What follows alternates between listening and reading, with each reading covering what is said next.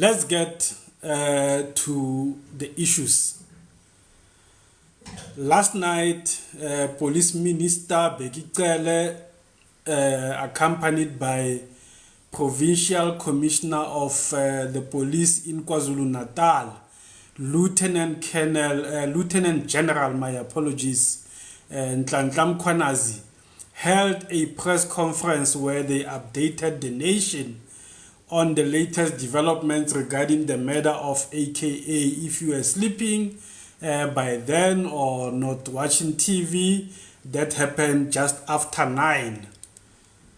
And what they told us was that 6 people, that was yesterday, last night, 6 people were in custody for the murder of AKA and Tibz, or Mutsweni. Today, during the day, we learned that the 7th person has been arrested. And the 6 that were mentioned yesterday, although they did not mention their names, we have since managed to get all those names, or some of the names who could be part of the 6, because the story was leaked out in Swaziland. 2 of the 6 guys are in Swaziland. They fled to Swaziland. They were hiding in Swaziland and they were arrested.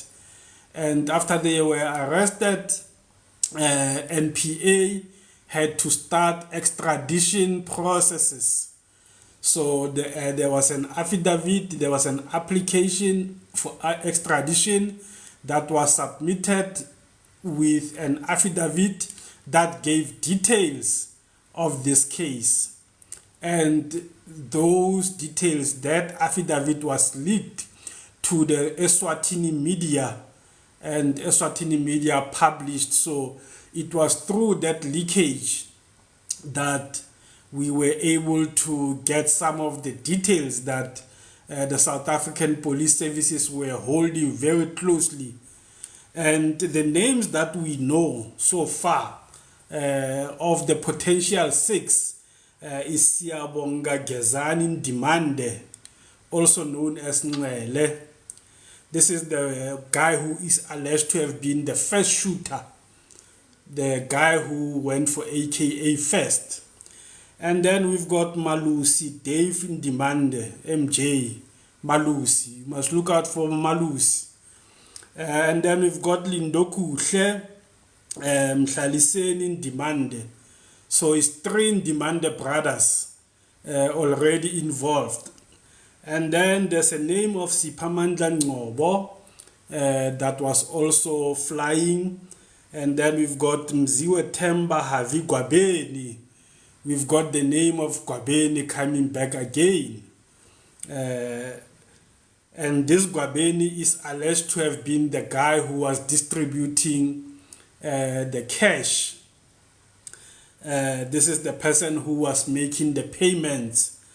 And then we've got Thabani Mkhwanazi as well.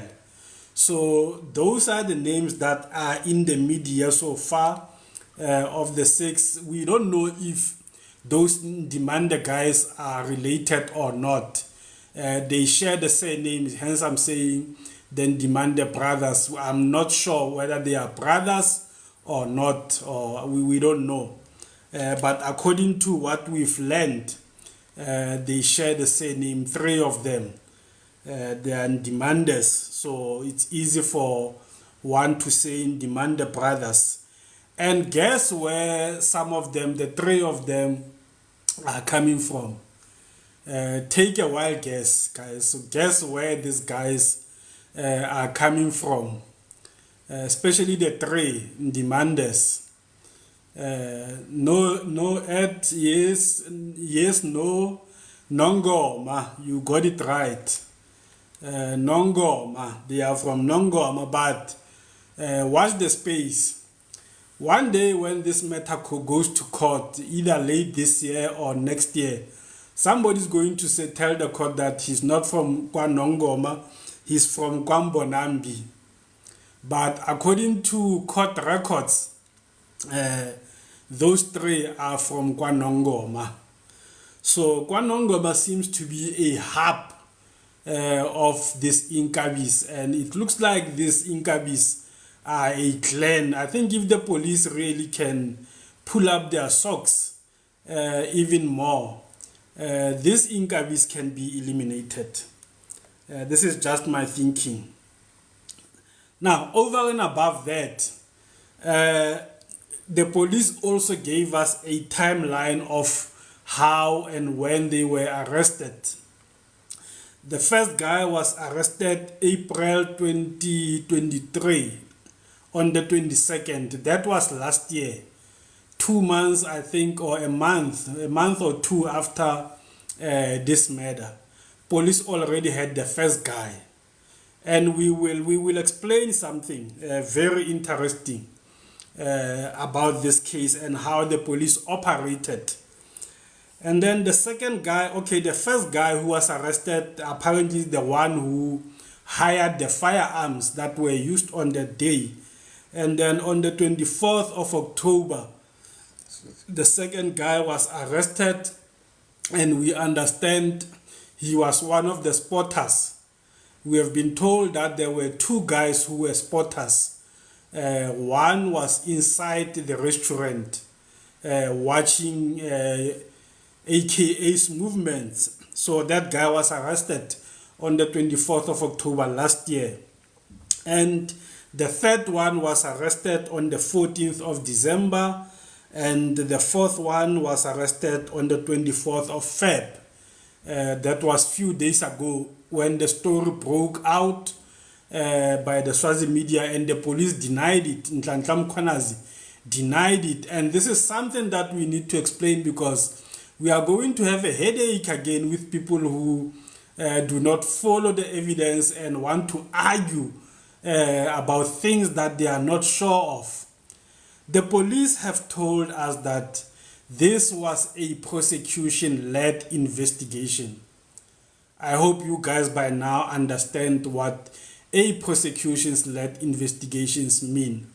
It means the prosecutors who will be taking the matter to court are heavily involved in the investigation. They guide the police investigation. When the police come with a piece of evidence, they send them back and say, go and check this, go and investigate that, go and get this evidence. And the police were of the opinion, up until they get their story clear, up until they get all the evidence and all the people and be 100% certain, okay, maybe not 100%, be 90% certain, they were not going to disclose any aspect of the investigation. That's what Nhlanhla Mkhwanazi has consistently told us, that they will only disclose all these details when they have finalized their investigation, they are confident about the case, and they are going to court. That's one of the reasons when the story broke out on the 24th, he denied it. But one of the reasons is the very interesting one. A similar strategy that was used by the cold case team that investigated the Senzo Meyiwa murder was used in this very investigation. And what are we talking about? You identify your suspects, you profile them. As you profile them, you get to realize that these guys are involved in other murders or other criminal activities. But because you don't want to rush your investigation and you don't want others to know that you've arrested this guy for this high-profile murder, you arrest them for those other cases that they are linked to. And you charge them with those cases, but not the main one. You charge them with those cases. And once you charge them, you've got them in custody, you can question them and investigate them about the bigger case without creating much noise and hype. That's exactly what Gininda and team did with Bongani Ntanzi and Muzisi Biya. The case that investigated this case did exactly that, exactly the same strategy. Now, this takes us back to the Senzo Mayor. People who've been saying they were arrested, Ntanzi was arrested for Nongoma, he was arrested, that was unlawful. It's not. Brigadier Gininda told us in his evidence in chief that there's nothing in law that says you can't arrest somebody on one case and investigate them on another. That there's nothing prohibiting the police in law from doing that. And it has been done again in this case. And it would appear that strategy has beared some fruits. But over and above that, the police have had strong evidence that they have been collecting quietly. And some of that evidence included the 3 cars that were used on that day. It's a gray BMW, a gray Polo, and a white Mercedes-Benz. Those cars were obtained by the police last year. They were kept in police custody. They were thoroughly investigated. Touch DNA was taken according to Lieutenant General Nhlanhla Mkhwanazi, and all the investigations around those cars were concluded. And after they were concluded, we understand 2 of those vehicles were rented, and the owner of the rental company provided the police with a statement. Over and above that, there were bank records that were obtained by the police. One of the guys, we understand, opened a Standard Bank account on the morning of the murder, and later that day or the following day or just a few days after that, a payment of 133,000 landed in that account, coming from the FNB account of Gwabeni. So Gwabeni was the money man, with about 800,000 that we believe was distributed amongst the guys. Now, we need to be cautious with this information, guys, because this is information that we are getting from the media, and in particular the Swati media, Eswatini media. This is not information that has been brought to court yet, so we're not saying it as a fact.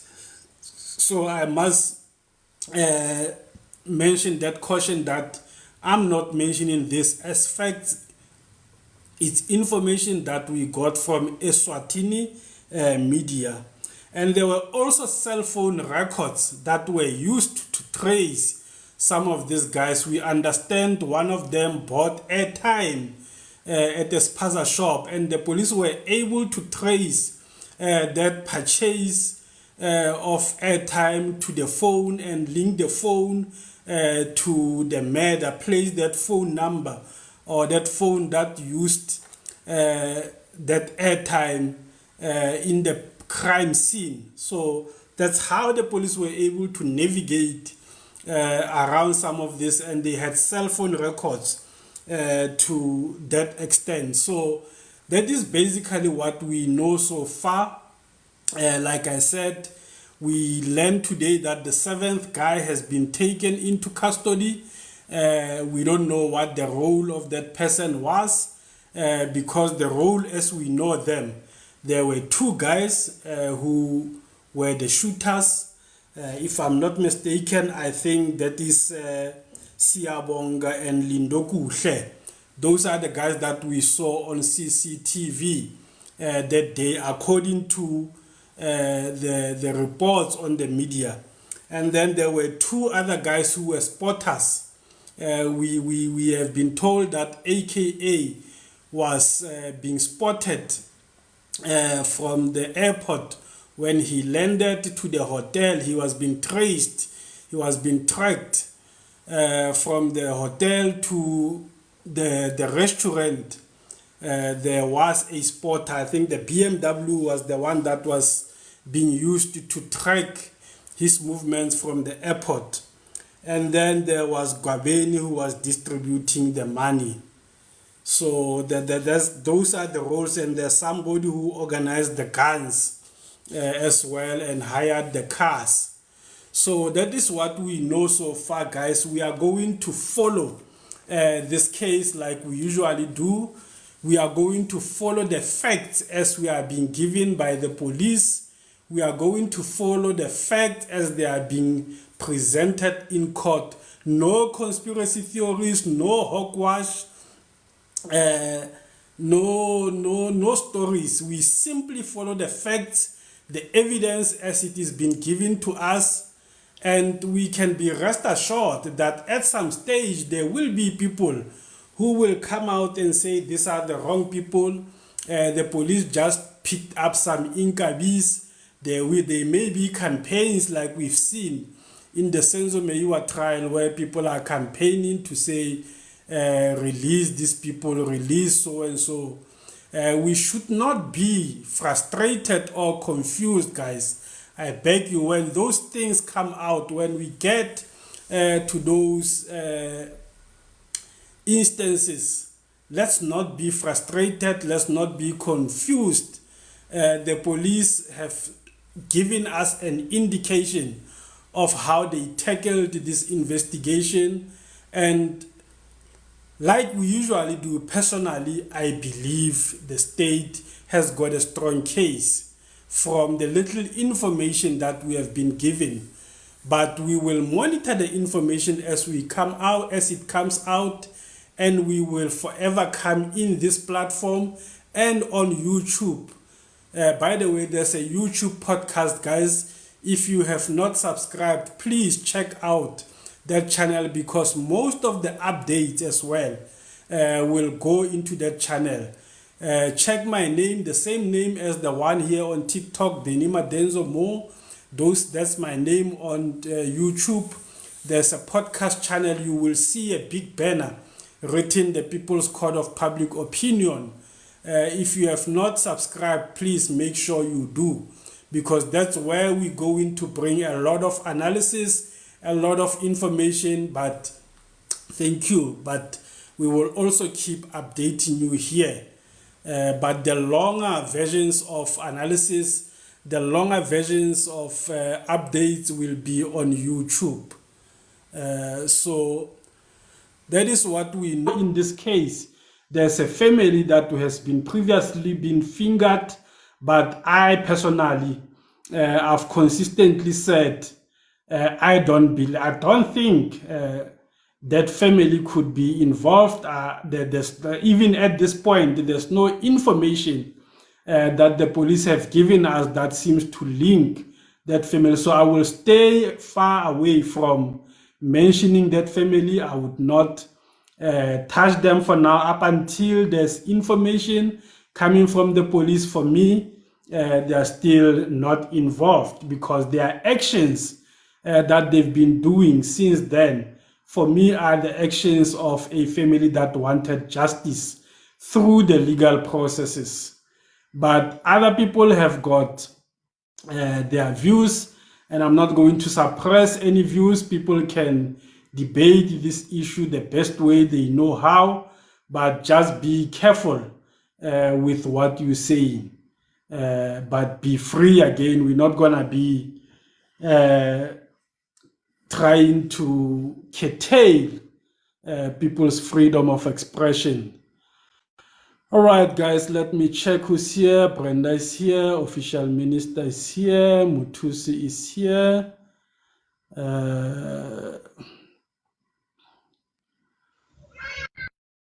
Let's see more people that we can add. And guys, because we are likely to have a lot of people wanting to come on the panel, this is one of those moments we are going to enforce the 5 minutes time limit. We have 5 minutes time limit, guys. So when your 5 minutes is up and we say please summarize, please do so without fighting, so that we can accommodate. And as soon as I accept you on the panel, guys, please mute your microphones, because if you don't mute, we'll have to remove you. because those microphones can be a distraction. And thank you guys for the 81,000 likes. Thank you for that. And thank you to our gifters. I am Simengenkosi, Kate 22, Shah, Bongs, Mpo, Miss Met, The Oracle, Dimakazotladi, Tulani, Luxury Hair, Silvador, and Kanye. Thank you guys. Amanda, thank you. We really appreciate your support. Brenda, good evening. Evening, Brad Denny, official, Mutusi, Hachi, everyone, evening. And welcome back, people. Brad Denny, Yes. you know, I'm thinking, Manhore, the person who organized this event, the event that AQA was supposed to go and sing at, I think that person needs to be questioned, because I don't understand who would know the times that and the arrival times of AKA at the airport. If these people, how do they know that on that day at such time AKA will be landing? How do they get that information for them to go to the airport and wait for him? That's something that I don't understand. And even the person who was paying these people, I wonder, is he a millionaire? They said he's in jail. Is he a billionaire? Because 800K is a lot of money, Brady. It's a lot of money, and truly, I think that person needs to be questioned. Yes. I suspect the person has already been questioned. Chances are that there are some statements, but we don't know if those statements or the information that he gave to the police would lead them to somebody else. We don't know that information. Maybe we will get some of the details tomorrow, but I don't think there will be much of the details tomorrow. But we will see. We will see how it goes, Brenda. Thank you, Brenda. Official Minister, good evening, my brother. Good evening, my brother. Good evening, Brenda, Mutusi, and I see Hachi from Umbetu Yajiga is here.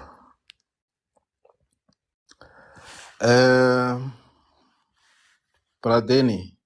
Yes.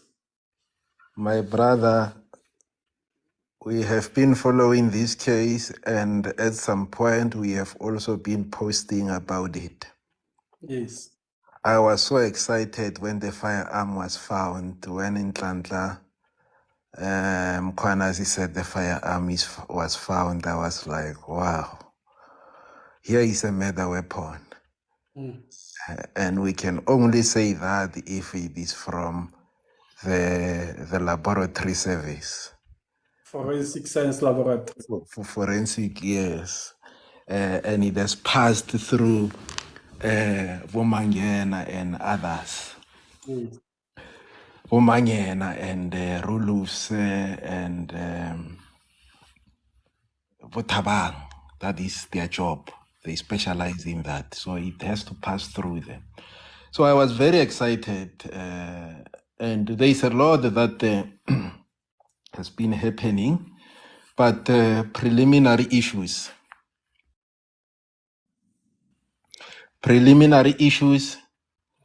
But then when you listen to Nhlanhla Mkhwanazi, and not only him, you also listen to Brigadier Kininda, and you also listen to the former Gauteng Provincial Police Commissioner, Mzwandile Petros.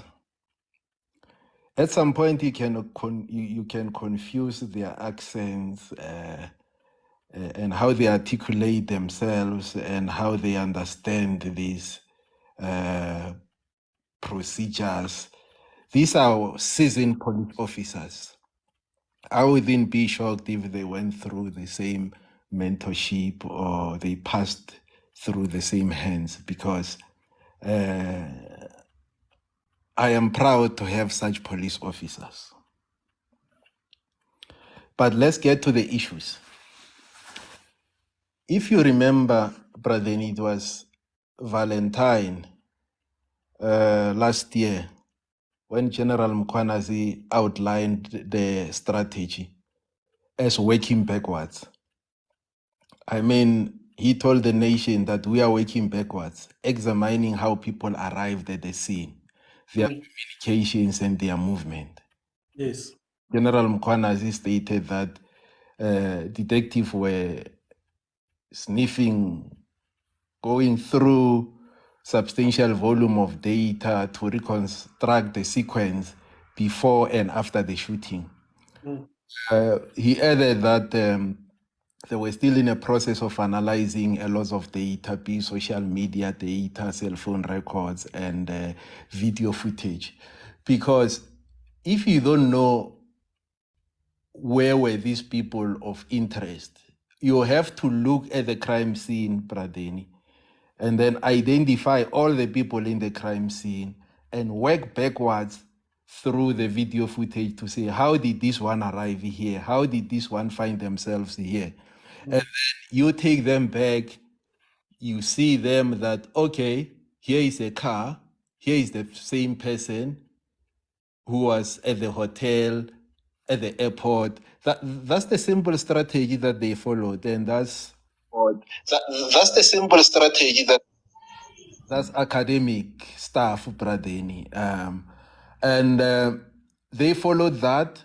And what is important is there was also a crime intelligence involved here, not only the NPA. We know even in the Senzo Mewa case, Mabena was from crime intelligence. These people, they worked underground as an agents, going into the communities, doing everything else to unpack, to identify who are these people. And that delivered results. So by employing this reverse strategy, Pradeni, tracing the movements of this person of an interest, up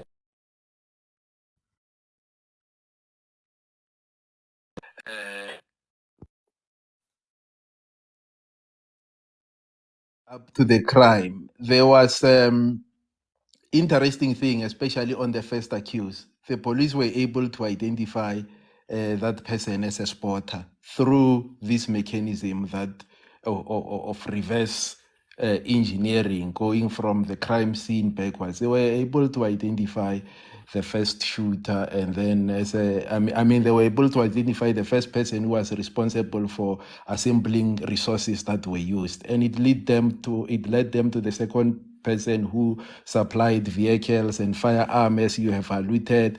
The third person is the one who shot AKA with 2 shots, because we know that was a double shot that killed AKA. They wanted to make sure it was not only 1 shot, it was double shot.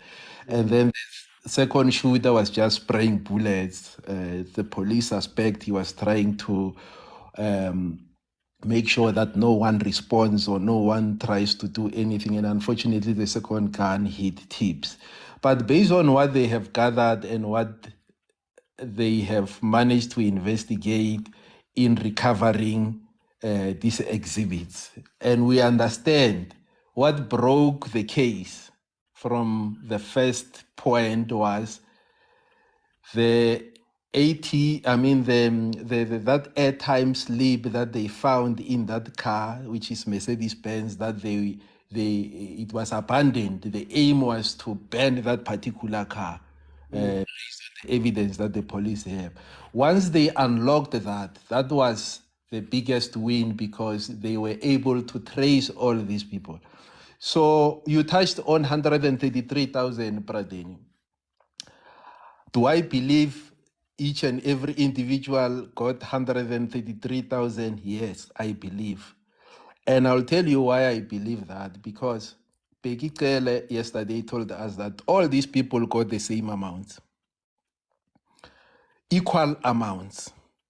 So if you take 800,000, you divide it by 6, it takes you to 133,000, which is the equal amount that each and every person was paid. So 133,000 is not a lot of money. I mean, to take somebody's life, okay, there is no enough money that can be compared to a person's life, but 133,000, obviously that money is finished. But where I am staying, where I am now, do I believe that the state is got a strong case? Yes. I don't think as you indicated that this involved the prosecutors. I don't think the prosecutors can say we are ready if they are not ready, or if they haven't received the information that they wanted. I believe there is a strong case and there is still going to be shocking revelation. You look at that affidavit, it's 19, document that was sent in Swaziland. It's 19 page. It details thoroughly some of the things that went through. I mean, in that 19-page document, there is a lot. So you look at that leaked document, there is a lot of information there. But in conclusion, Pradeni, people have already started diverting our attention. Yes. They've already started telling us the person who pulled the trigger is a woman, because they looked at how that person was running, the hair and all that. They haven't seen the accused, but they already said it's a woman. These people, they were just picked up as the accused in the Senzo case. They've already started talking that the police are protecting the mastermind, if ever there is that mastermind that supplied this 800,000. So let that not trouble anyone. This is an investigation that was thoroughly done. They are ready. If ever there are further arrests, they will arrest. They will make that arrest. The IO might have said other people must be arrested, but you don't arrest if you don't have evidence, because in a way you are weakening your case, or you don't know what you are doing. There is going to be further investigations. There is still further investigation. Let that be unpacked. If there are further arrests, let it happen. But I am happy that Tibz, aka, they are going to get the justice. You may crucify them and say they were not good people, whatever you say, but it doesn't take it away that those who killed them, they must face the law. Thank you. Thank you, Official Minister.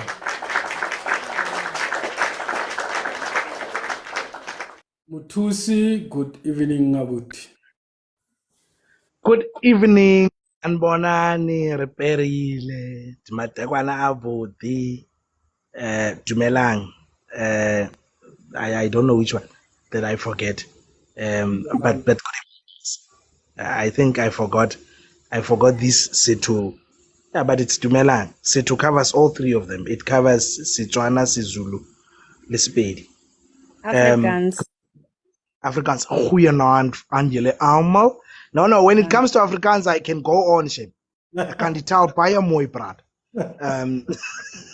Much better than I actually believe myself. Anyway, good evening to everyone. Jokes aside, we are in for a very long journey. Yes. A very long journey. You know, the affidavit that was, I'm going to stick to my 5 minutes. It's 44 now. So at 49, I'm going to stop. We are in for a long ride. The affidavit that has been leaked in Swaziland is an affidavit that is covered by a number of documents. And those documents include the following. They include the application from the Republic of South Africa, the NPA, the Department of Justice, the Minister's approval, and a seal that says indeed these documents are original, an affidavit of a person who has transferred and transported them to Swaziland to say they have not been tampered with and that they arrived at Swaziland as good and as they are, that document would include a warrant of arrest signed by the authorities in Swaziland, a letter from the Minister of Justice, if they have one, that side, and an instruction from the National Prosecuting Authority, if they have one, that side. It is a document that was given to a particular magistrate after these two suspects had been arrested. It is an application for extradition. That is the most tedious exercise that any person can be involved in. It's long, it's boring, and it has a lot of loopholes. In South Africa, as we speak, there's a number of, during the day I looked at the extradition treaties that we have, and fortunately, very much fortunately, Swaziland is included in the extradition treaties that South Africa has. So yes, we can have people extradited from Swaziland to come and stand trial in South Africa. But that is the challenge that we are having. That at this point in time, the Swaziland as a country has a right to either release those two on bail or not. That's number one. Number two, they will then include the application for extradition. Those guys will have rights to appoint attorneys and legal representatives from their side, from the Swaziland side, and the matter will go on and on and on and on. Now the people would probably ask a question, but why was it so quick for Nandipha and Thabo for them to be brought into South Africa that quickly? They were brought into South Africa that quick because they were illegal immigrants in Swaziland. So they were not extradited, they were deported into South Africa. That is why they had to be collected by immigration, which is the Department of Home Affairs, and not the South African Police Services. That side. That's the information that is that is the information that we have at this stage. Now, these two guys that we do not know may be Swazi citizens. They may know Swaziland very well. They may know who to talk to there, how to delay things, and what is it that they should focus on to get this thing as frustrating as possible. I'm going to make an example of something. In 2001, about 10 Americans were arrested in Appington. They were arrested for, number one, for being illegal immigrants, for being in possession of illegal firearms, ammunition, including bombs and all that. So most of them were deported because they were illegal immigrants. But the other one could not be deported because South Africa did not think the way Swaziland, the way Tanzania thought. They thought, no, but let's go through the extradition program.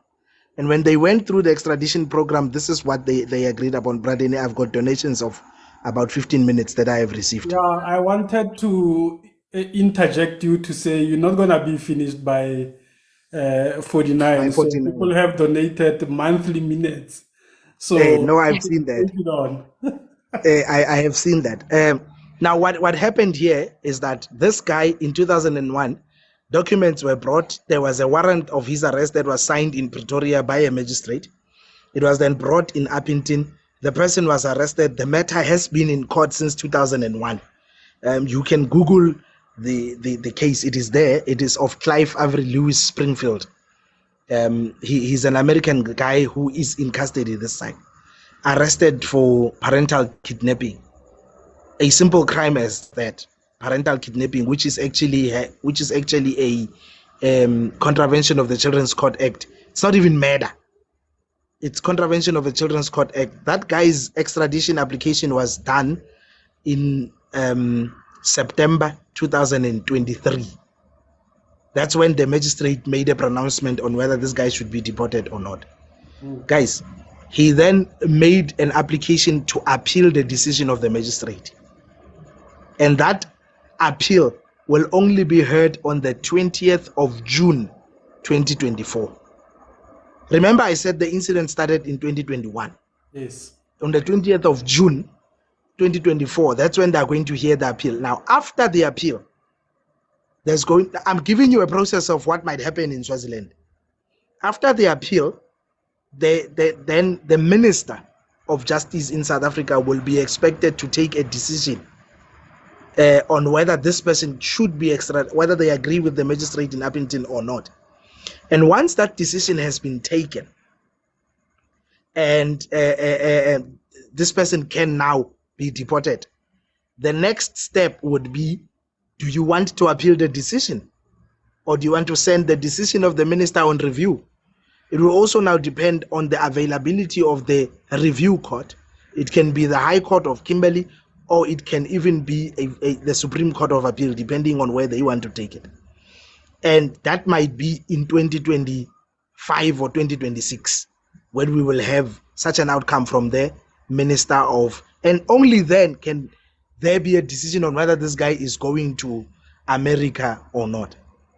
There was another extradition application that was heard in the Northern Cape, where the presiding officer had decided to deport these people. I mean, not to deport, to have them extradited. An appeal was lodged. No, they did not even appeal. They didn't appeal. So the matter skipped the appeal process. It went to the minister. Now, when it got to the minister decided, okay, we're going to have you extradited, confirming the decision of the magistrate. And once that decision was made, confirming the decision of the magistrate, the guy then took the decision of the magistrate the decision of the minister on review. And the review court said, but the minister decided without looking at all the transcripts. There's no evidence of the mother of the guy, because the mother of the guy's testimony was clear that this guy is not being looked for robbery of guns and for robbery of cars and theft of vehicles in Botswana. They're actually looking for him for murder, and they're not telling us. And when he gets there, they're going to hang him. But fortunately, in South Africa, we do not have capital punishment. We do not send people to hang pale anymore, because we see that is wrong. So we need to hope that this two gentlemen, or we need to be sure that when this extradition process starts, it will be done as quick as we can, and that the matter will be brought to justice as soon as possible. That's what we all hope for. The other challenge that we must be faced with, you must know we are facing with, is that Chief Justice Mogoeng, when he was still the Chief Justice, came up with what we call the norms and standards of how magistrates and presiding officers of lower courts, higher courts, and all that should operate. Now, in that, he says, a case must be in the district court roll for 6 months before it's finalized. And the accused must plead as soon as possible, the latest being after 3 months.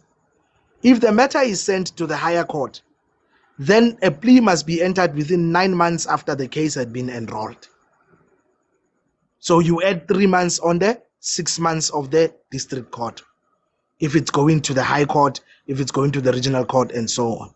And it must be finalized as soon as possible. Now, we've got this case that is only in the district court at the moment. There's going to be bail applications.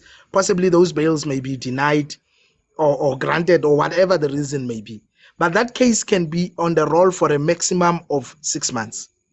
If the magistrate wants, they will not be able to take it to beyond a year, because all these magistrates who are in the district court have got a pressure that they receive that says you cannot hold on to a case for more than a year without writing a report on each and every case that is above a year. Why is that case still hanging on your court roll? So, and remember, I spoke to you already about this long process of extradition. So chances are we may have a trial without these two guys, and they may be tried at a later stage. That's the best scenario. Second scenario is that this case may be removed from the roll while we are waiting for the extradition of those two guys to be finalized. And that's not what South Africans want, because we loved AKA and we want justice for him as soon as possible. Bradeni, I'm coming now with a conspiracy theory. Yes. This guy the AKA was warned to stay away from KwaZulu-Natal by a particular group of people. And those people they do not speak Zulu, they speak Siswati. Now the suspects who have been arrested for his murder are in Swaziland. 1 + 1 = 2. Thank you very much. Thank you, Mutusi. Before you go, let's now deal with what is likely to transpire starting tomorrow. You've touched on that a little bit when you spoke about the directives that were issued by former Chief Justice Mogoeng, but let's educate the people about what is likely to happen tomorrow. After tomorrow, the postponements that are expected, and the estimated time frames. Let's assume we are leaving these 2 for now in Swaziland, and we are proceeding with the 5. What would be the process up until we get to a trial stage, which is likely to be at the High Court? Braden, should I now explain or try and outline what the possible process is going to be if it excludes the extradition process? Yes. Okay. Tomorrow will be first appearance. Some of these people who will appear in court will not have legal representatives. So their rights in relation to legal representation will be explained to them. They will be told who to choose. They can choose either an attorney that they pay with their own money, they can apply for legal aid, or they may conduct their own defense. And if they want to apply or to appoint attorneys, they will be given an opportunity to do so. The matter will then definitely be postponed for a bail application. And the reason why I'm saying it will definitely, I'm not saying it may be postponed for a bail application. I'm saying it will definitely be postponed for a bail application. That is if they want to bring an application for bail. Now I'm getting to a topic that I love, bail. But I will, before I get there, I will first want to outline why am I saying it will be postponed for bail. Yes. A person who is appearing before court on murder performed in common purpose is said to be appearing in court on a Schedule 6 offense. Yes. You must Google State versus Dlamini. It's a beautiful case. It speaks about what to expect in a bail application of a Schedule 6. Yes. Now, if they want to bring bail, they must prove the following on the day of their application for bail. They must prove that, number one, they have exceptional circumstances that make it in the interest of justice for them to be released. You don't go to court and say, I'm going to lose my job if I do not get bail. You know, day before yesterday, actually yesterday in Appington Court, we had a Schedule 6 bail application. The guy says he's an IT specialist working at a hospital. He controls the server and everything else that has to do with the hospital that we have here in Appington. And if he does not get bail, there's a chance that he may not be able to control the server.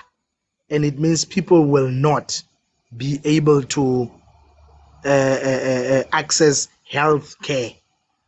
And we are talking 400 kilometers from here is Springbok, 320 kilometers from here is Griquastad, and 160 kilometers from here is Olifantshoek. So all these farms that are surrounding this area, including the towns and all that, people will not be able to access healthcare because he will be kept in custody. That qualifies as an exceptional circumstance. So he may get a chance to be released on bail if he gives such circumstances. You can't say everybody is working. If you say I'm going to lose my job by not, there's nothing exceptional about that.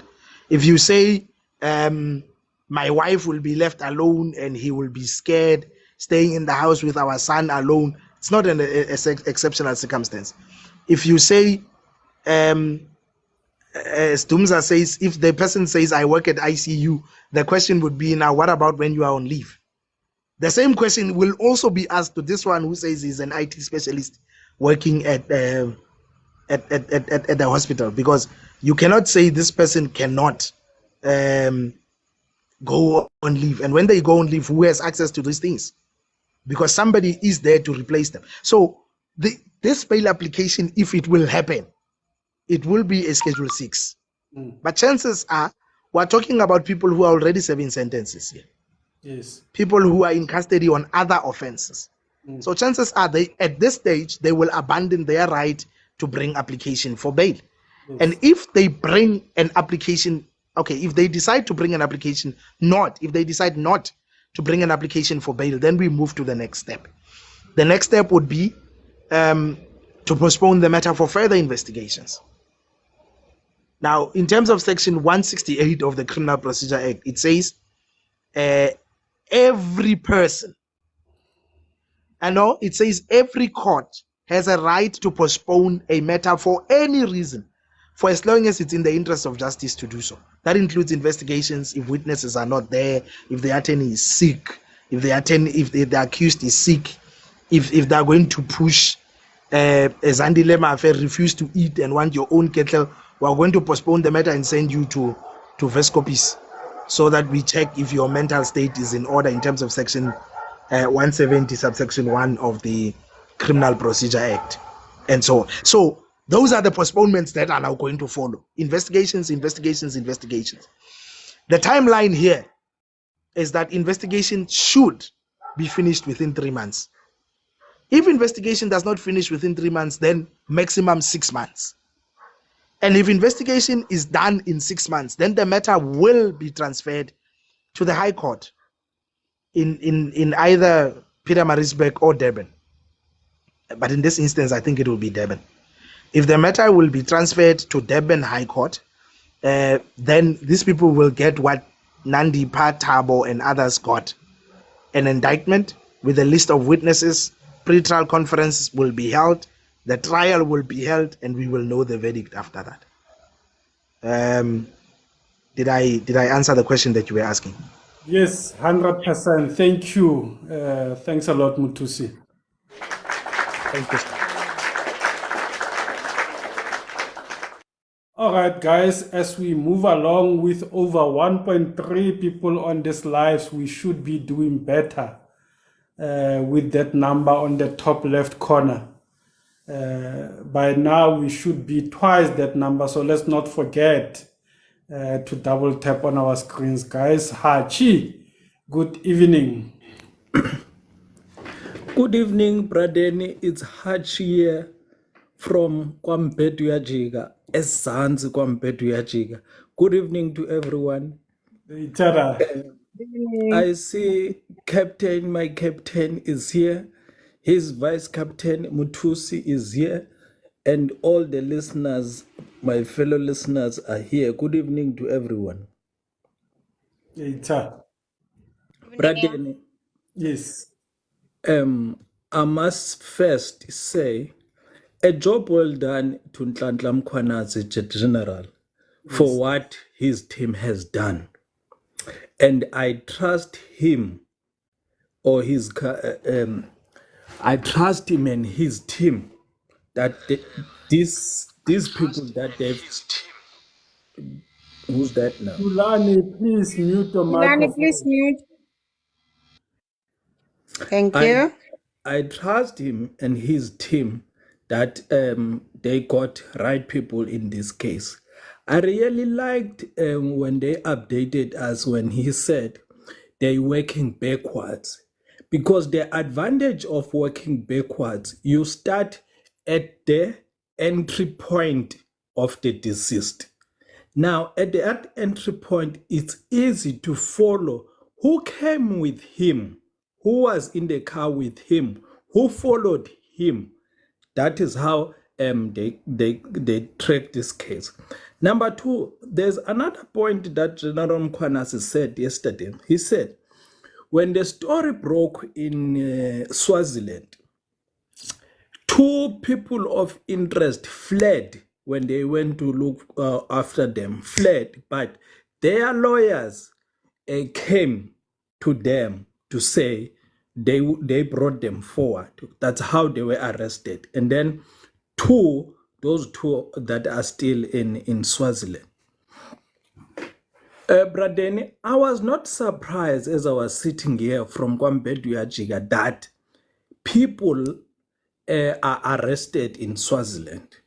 And then the Nongoma name came up again.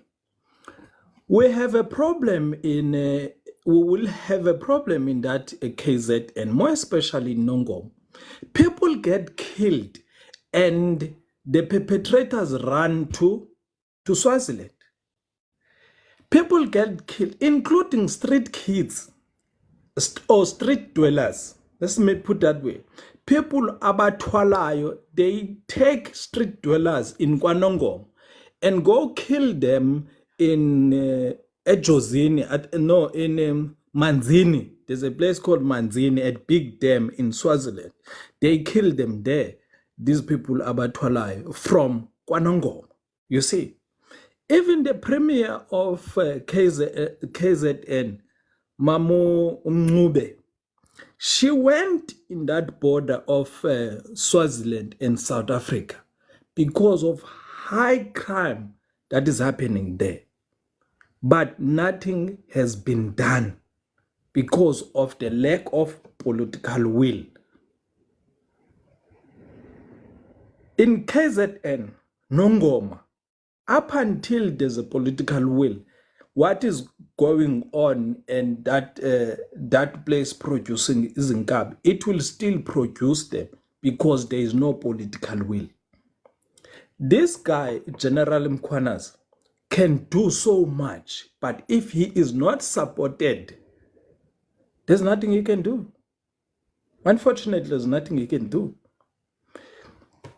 This case, together with that the Senzo case, the NPA, why I say I trust General Mkhwanazi and these prosecutors that he was working with, the NPA cannot afford to make any mistake in this case. They can't.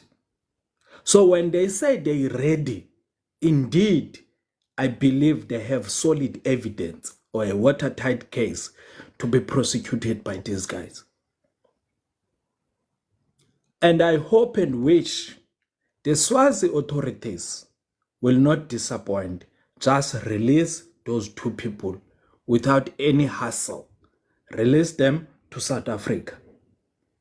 Through cooperation with government, I don't believe it will be a really long extradition process for them to be brought back.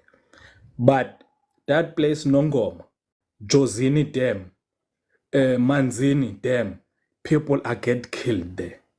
Women, people working in municipalities, fighting for position, they get dumped in Swaziland, or they get killed next to those farmers that are next to Jozini Dam, and people run to Swaziland. We thank you here from Kwampetu Yajiga. Thank you, Hachi from Kwampetu Yajiga.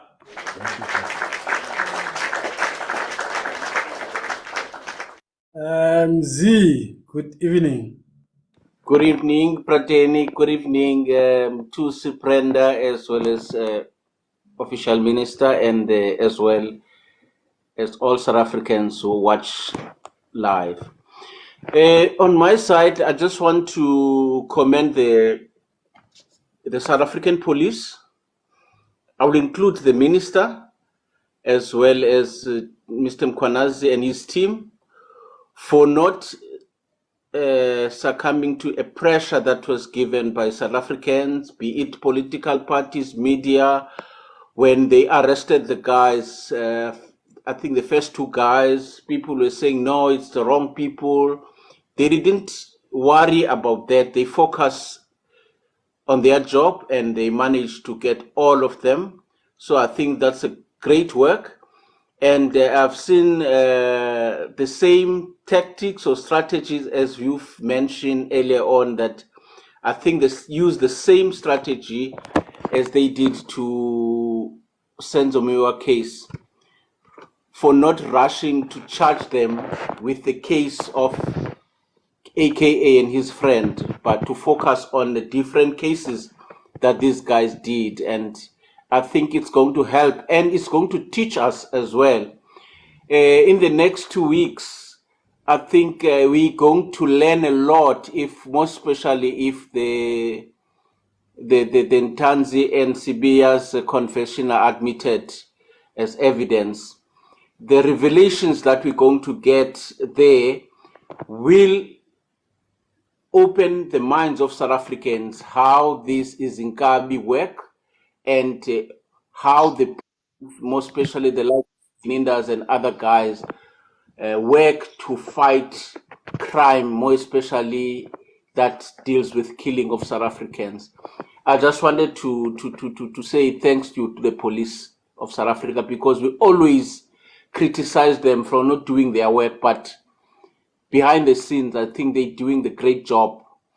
And the other thing, but then I just want you to give us as laymen, Mr. Mkwanazi spoke about Spotter in this area, Spotter in that area, Spotter in there is one of the guys who are arrested.